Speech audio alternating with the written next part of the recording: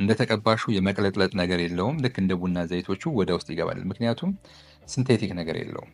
ምንም አይነት አርቲፊሻል ኢንግሪዲየንት ወይ ደግሞ ፕሪዘርቫቲቭ አንጠቀም።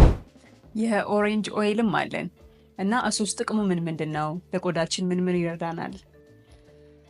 እንግዲህ የኦሬንጅ ኦይል በጣም ልዩ የሆነ እውነት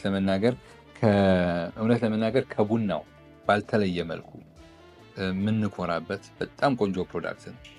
ይሄ የብርቱካን ፍሬ ዘይት ከልጣጩ አይደለም የምንሰራው፣ እንደምታየው ከፍሬው። እንግዲህ በዚህ ዘመን ብዙ ብርቱካኖች ሲድለስ እየሆኑ ነው፣ ወይ ደግሞ ፍሬ አልባ እየሆኑ ነው፣ ፍሬ የላቸውም።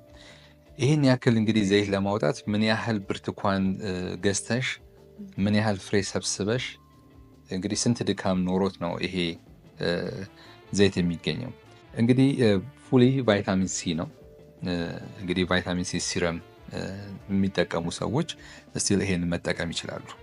ለምን አይነት ቆዳ ነው የሚባለው ደግሞ ደረቅ ቆዳ ላይ ከሆነ በጣም ቆንጆ ነው። ለኦይልም መሆን ይችላል። እንደተቀባሹ የመቅለጥለጥ ነገር የለውም። ልክ እንደ ቡና ዘይቶቹ ወደ ውስጥ ይገባል። ምክንያቱም ሲንቴቲክ ነገር የለውም። ምንም አይነት አርቲፊሻል ኢንግሪዲየንት ወይ ደግሞ ፕሪዘርቫቲቭ አንጠቀምም። ስለዚህ ያ እንዳያብለጨልጭ ወደ ቆዳሽ በቀላሉ እንዲገባ ቀለል እንዲል ያደርገዋል። ስለዚህ ለየትኛውም ቆዳ ይሆናል።